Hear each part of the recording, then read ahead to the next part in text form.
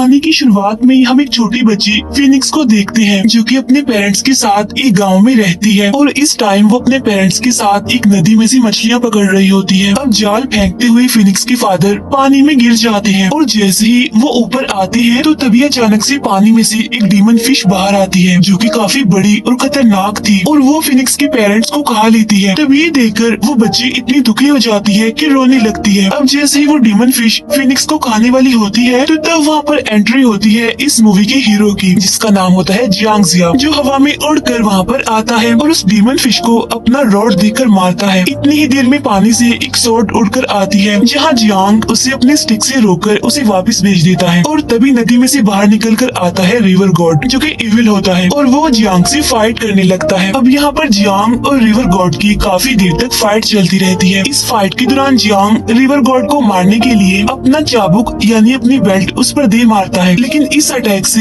River God को कुछ नहीं होता और वो बच जाता है। लेकिन जियांग की बेल्ट से नदी का बहुत सारा पानी गांव के बहुत सारे लोगों पर गिर जाता है जिससे कई गांव वाले मारे जाते हैं। लेकिन ये बात जियांग को पता नहीं चल पाती कि उसकी बेल्ट को यूज करने से इतने लोग मारे गए हैं। तभी जियांग रिवर गॉड को अपनी बेल्ट से मारने के बाद नदी के पास ही एक वोल्केनो में धकेल देता है और अपने स्पेल्स का यूज करके उसे वहीं पर ही कैद कर देता है। नेक्स्ट सीन में हम देखते हैं कि जियांग अपनी विक्ट्री से काफी खुश है, लेकिन तभी आसमान से एक आवाज आने लगती है और आवाज के साथ ही उस पर थंडर गिरनी स्टार्ट हो जाती है। फिर वो आवाज जियांग से कहती है कि तुमने अपने फायदे और जीत के लिए बहुत सारे मासूम लोगों की जानें ली है और ये इतनी बड़ी गलती है कि इस पर माफी नहीं बनती, यानी तुम्हें इस गलती के लिए माफ नहीं किया जाएगा। सजा के तौर पर तुम्हारे ऊपर 15 सालों तक बिजली गिरती रहेगी और अब हमेशा के लिए तुम मॉर्टल हो जाओगे, यानी बाकी ह्यूमन बींग्स की तरह, इंसानों की तरह। इसका मतलब ये था कि जियांग पहले इमॉर्टल था, यानी कि उसकी मौत कभी भी ना होती। तब जियांग परेशान होकर चिल्लाकर कहता है, मैंने कोई गुनाह नहीं किया है, मैंने किसी मासूम की जान नहीं ली और जिसको मैंने मारा है यानी रिवर गॉड को, वो कोई मासूम कोई बेकसूर नहीं है, बल्कि वो इविल है, वो बहुत बुरा है, उसने बहुत सारे लोगों की जान ली है और बेकसूर मासूम तो मैं हूँ जिसे इतनी बड़ी सजा मिल रही है। अब यहाँ पर जियांग उसके साथ ऐसा ना करने के लिए चिल्लाता रहता है, लेकिन अनलकीली तब तक वो आवाज जा चुकी थी। और अब इसके बाद कहानी में हम सीधा 15 सालों बाद का टाइम देखते हैं जहाँ हमें वही बच्ची फिनिक्स दिखाई देती है जो कि अब बड़ी हो चुकी है। फिनिक्स एक पहाड़ी पर चढ़कर हर्ब्स तोड़ने की कोशिश कर रही थी और तभी हम देखते हैं कि आसमान से एक आग का गोला जमीन की तरफ तेजी से आ रहा है और जब फिनिक्स चेक करने के लिए वहाँ पर जाकर देखती है तो उसे वहाँ पर जियांग मिलता है काफी बुरी हालत में, क्योंकि वो काफी इंजर्ड था, उसकी बॉडी से खून बह रहा था। अब फिनिक्स उस टाइम तो उसे होश में नहीं ला पाती, लेकिन वो फौरन उसे अपने घर ले जाती है। अब इसी गाँव में हम रॉकी नाम की एक और लड़के को देखते हैं और ये लड़का रॉकी फिनिक्स को पसंद करता था और उस टाइम वो अपने दोस्तों के साथ फिनिक्स के घर के अंदर झांक रहा होता है जहाँ वो देखता है कि फिनिक्स के बेड पर एक आदमी लेटा हुआ है और उसके पास फिनिक्स बैठी है। तब ये देखकर रॉकी को गुस्सा आता है और वो जेलस होने लगता है, इसीलिए मौका मिलते ही वो जियांग को उठाकर जंगल में ले जाते हैं। यहाँ पर रॉकी जियांग पर गुस्सा करने लगता है कि तुम स्ट्रेंजर हो, हम तुम्हें नहीं जानते, इसीलिए तुम हमारे गाँव को छोड़कर कहीं दूर चले जाओ। जिस पर जियांग कहता है कि मैं नहीं जाऊँगा, मेरी मर्जी, मैं जहाँ मर्जी जाऊँ, जहाँ मर्जी रहूँ, इससे तुम्हें क्या प्रॉब्लम है। जियांग के ऐसा कहते ही वो तीनों उसे पकड़ लेते हैं और उसे मारने लगते हैं, जहाँ जियांग अपने डिफेंस के लिए कुछ भी नहीं कर पाता और उसकी हालत खराब होने लगती है। तब उसे रियलाइज होता है कि सजा मिलने के साथ साथ उसकी सारी पावर्स भी जा चुकी हैं। फिर हमें रात के टाइम जंगल का सीन दिखाया जाता है और वहाँ जियांग जख्मी कमजोर हालत में हेल्पलेस पड़ा होता है और अपने फ्लैशबैक में वो उस सीन को याद करता है जब 15 साल तक उस पर बिजली गिरती रही और ठीक उसी टाइम वो अपनी वाइफ को याद करता है और उसकी वाइफ भी जियांग की तरह इमॉर्टल थी और उसकी wife same to same phoenix जैसी ही दिखती थी। और तभी जियांग को ढूंढते हुए फिनिक्स वहाँ पर आ जाती है और जब वो जियांग की ऐसी हालत देखती है तो वो उसे अपने साथ घर ले जाती है।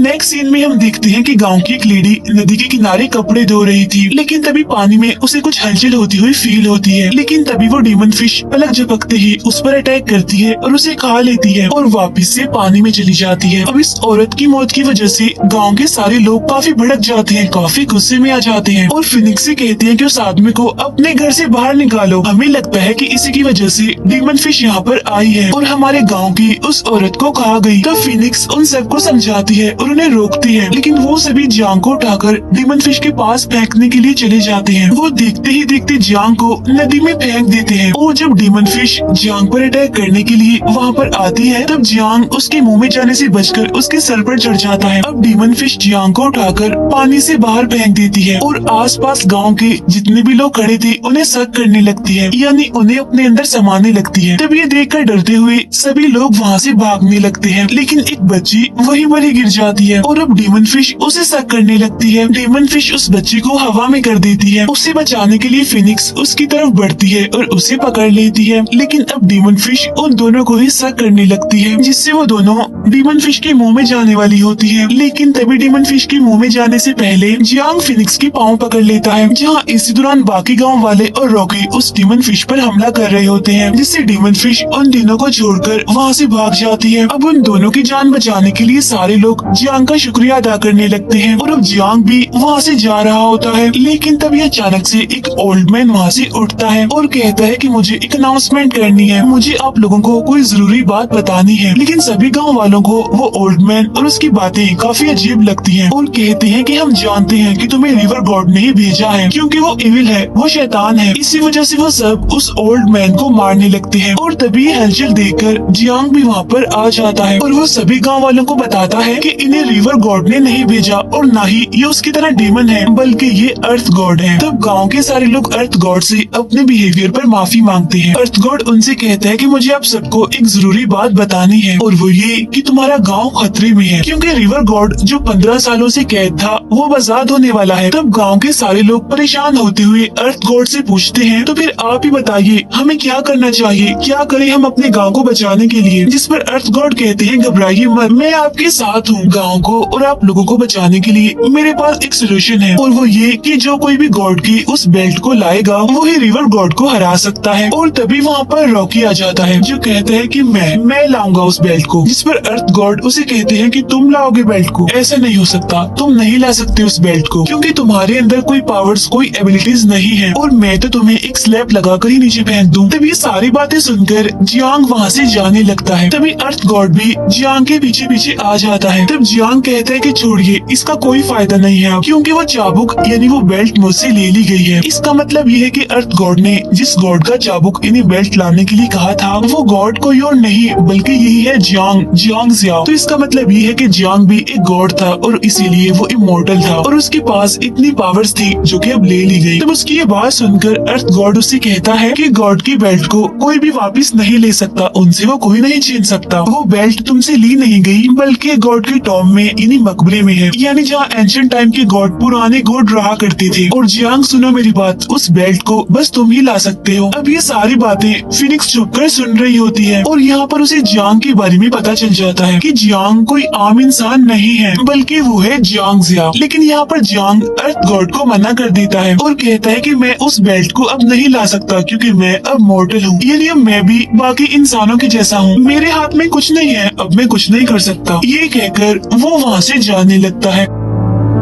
अब हम रात का सीन देखते हैं जहाँ पर जियांग अकेला बैठकर कुछ सोच रहा होता है, लेकिन तभी उसके पास फिनिक्स आती है और उसे बताती है कि मैंने तुम्हारी और अर्थ गॉड की बातें सुन ली हैं और अब मैं ये बात जान गई हूँ कि तुम्हें जियांग जिया हो। जियांग उससे कहता है कि अगर तुम्हें ये बात पता चल गई है तो प्लीज तुम इसे किसी और को मत बताना कि मैं ही जियांग जिया हूँ। अब यहाँ उन दोनों की बातें रॉकी और उसके बाकी साथी भी सुन लेते हैं और फिर अगली सुबह पूरे गाँव को पता चल जाता है कि यही जियांग ही असल में जियांग जिया है। और तभी अर्थ गॉड भागते हुए वहाँ पर आते हैं और वो सभी को बताते हैं कि हमारे पास टाइम बहुत ही कम है, रिवर गॉड कभी भी उस स्पेल को तोड़कर वहाँ से आजाद हो सकता है, यानी वोल्केनो से जहाँ पर जियांग ने उसे कैद किया था। अब किसी न किसी को गॉड का वो बेल्ट लाना ही होगा। तब यहाँ पर जियांग मान जाता है और कहता है कि मैं जाऊंगा वहाँ पर उस बेल्ट को लाने के लिए, जहाँ अर्थ गॉड अपनी स्टिक की मदद से वहाँ पर एक पोर्टल ओपन करते हैं जिसमें फौरन जियांग जिया चला जाता है। लेकिन फिनिक्स नहीं चाहती थी कि जियांग वहाँ पर जाए पाए, इसीलिए जियांग के पीछे पीछे वो खुद भी चली जाती है। जहाँ उन दोनों को जाता हुआ देख रॉकी भी उनके पीछे पीछे पोर्टल में चला जाता है। और वो तीनों जैसे ही पोर्टल के अंदर जाते हैं तो वहाँ उनके सामने एक काफी बड़ा डीमन आ जाता है। तब रॉकी उसे देखकर डरते हुए पूछता है, ओ गॉड ये कौन है? जिस पर जियांग उसे बताता है कि ये है डीमन किंग। और तभी डीमन किंग को उन तीनों की आवाज सुनाई देती है और वो उन पर अटैक कर देता है। उससे बचने के लिए जियांग भागकर अपने चारों तरफ स्पेल्स का एक सर्कल बनाता है। वही सर्कल वो फिनिक्स और रॉकी के चारों तरफ भी बना देता है और कहता है इन स्पेल्स की मदद से ये हमें देख नहीं पाएगा, लेकिन यहाँ पर एक मुसीबत भी है, ये स्पेल्स ज्यादा देर तक काम नहीं करते। तो जैसे ही मैं बोलूँ भागकर दूसरी तरफ चले जाना, क्योंकि वहाँ पर डीमन किंग नहीं आ पाएगा। तब जियांग के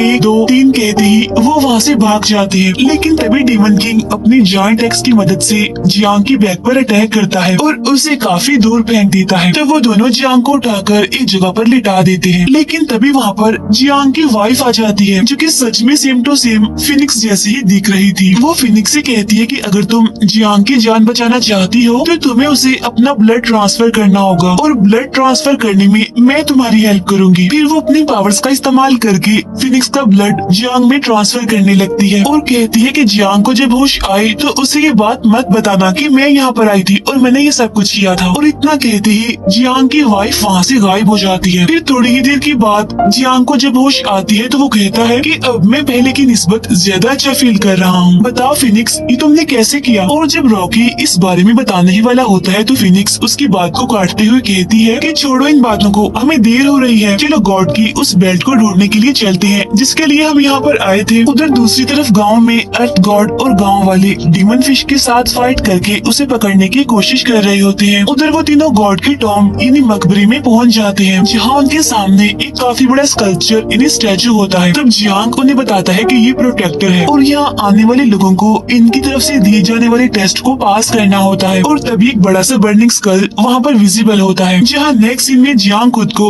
चेन से बंधा हुआ पाता है, जहाँ उसके ऊपर बिजली भी गिर रही थी। यहाँ पर जियांग को फिर से वो आवाज सुनाई देती है जो उसे कहती है, जियांग जिया क्या तुम्हें अपनी गलती का एहसास हुआ है? यानी जो गलती तुमने की थी क्या तुम्हें उसका रियलाइज हुआ? जिस पर जियांग कहता है कि जब मैंने कोई गलती की ही नहीं तो मैं क्या रियलाइज करूँ? तब ये बात सुनकर वो आवाज जियांग से कहती है कि सवाल का जवाब जानने के लिए तुम उसी गाँव में जाओ, यानी उन मॉडल्स के गाँव में, और तब तुम्हें पता चलेगा कि तुमने क्या गलती की है, तुमसे क्या गुनाह हो गया है। तब यहाँ पर जियांग गायब होकर 15 साल पहले उसी दिन में आ जाता है, यानी जहाँ पर वो रिवर गॉड से लड़ाई कर रहा था, जो सीन हमने मूवी के स्टार्ट में भी देखा था, जहाँ वो देखता है कि लड़ाई के दौरान उसने नदी के पानी से बहुत सारे गाँव के लोगों को मार दिया है। और तब जाकर जियांग को अपनी गलती का रियलाइज होता है, लेकिन तभी अचानक एक बार फिर से जियांग गायब होकर उसी प्रोटेक्टर के सामने आ जाता है।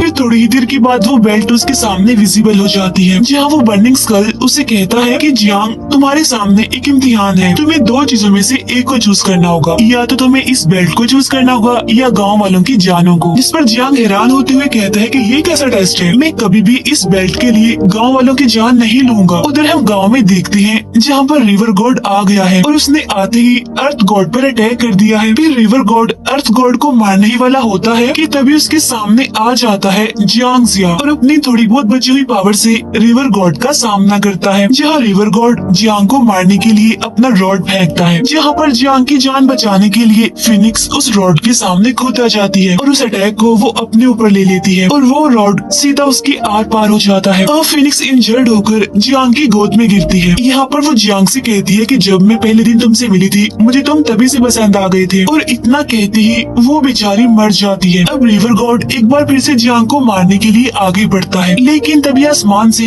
उसकी बेल्ट नीचे गिरती है, जिससे रिवर गॉड दूर जाकर गिरता है, जहाँ जियांग लोगों की जान बचाने के लिए रिवर गॉड को हेल में लेकर चला जाता है, जहाँ पर हेल में जियांग और रिवर गॉड लड़ने लगते हैं, जहाँ दोनों ही एक दूसरे को मारते हुए एक दूसरे पर भारी पड़ रहे थे। यहाँ पर जियांग फाइनली रिवर गॉड के उस रॉड को तोड़ देता है और रिवर गॉड के सर पर अटैक करके उसे बस मारने ही वाला होता है कि तभी अचानक से वो रुक जाता है और उसे नहीं मारता। तब ये देखकर रिवर रिवर गॉड उसे कहता है कि प्लीज मुझे मार दो, मैं हार कर नहीं जी सकता। जिस पर जियांग कहता है कि मैं तुम्हें नहीं मार सकता क्योंकि तुम इमोर्टल हो, लेकिन उससे भी अच्छी बात यह है कि तुम जिंदा रहकर एक अच्छे इंसान भी बन सकते हो। लेकिन तभी वो आवाज अचानक से जियांग का नाम लेने लगती है, जियांग जिया, और वो आवाज होती है मेन गॉड की, जहाँ वो दोनों अपने गॉड के आगे झुक जाते हैं। जहाँ पर मेन गॉड जियांग जिया से कहते हैं, तुम उस इम्तिहान में यानी मेरे टेस्ट में पास हो गए हो। अगर तुमने उस दिन गाँव वालों की जान के बदले में उस बेल्ट को मांग लिया होता तो तुम इस इम्तिहान में पास न होते बल्कि फेल हो जाते, लेकिन तुमने लालच में आकर ऐसा नहीं किया, इसीलिए अब इस बेल्ट को तुम रखो अपने पास। तब जियांग कहता है कि प्लीज मुझे माफ करना, लेकिन मैं गांव में ही उन लोगों के बीच में रहना चाहता हूँ। जिस पर मेन गॉड कहती है कि अगर तुम वहाँ रहे तो तुम हमेशा के लिए मॉडल बन जाओगे, यानी कि ह्यूमन बींग्स, इंसान। जिस पर जियांग कहता है कि कोई मसला नहीं है, मुझे मंजूर है। जहाँ पर गॉड उसकी बात मान लेते हैं, फिर वो रिवर गॉड को उसके साथ चलने के लिए कहते हैं, जहाँ रिवर गॉड गायब हो जाता है। नेक्स्ट सीन में हम देखते हैं कि जियांग नदी के पास बैठकर फिश पकड़ रहा होता है, लेकिन तभी 3 सोल्जर्स वहाँ पर आते हैं और जियांग से कहते हैं कि तुम्हें हमारे साथ चलना होगा क्योंकि हमारे किंग तुमसे मिलना चाहते हैं। अगर तुम सीधे तरीके से आराम से हमारे साथ नहीं गए तो हमें मजबूरन तुम्हारे साथ फाइट करनी पड़ेगी। तब उनकी ये बात सुनकर जियांग मुस्कुराने लगता है और उसकी स्माइल के साथ ही ये मूवी यहीं पर एंड हो जाती है।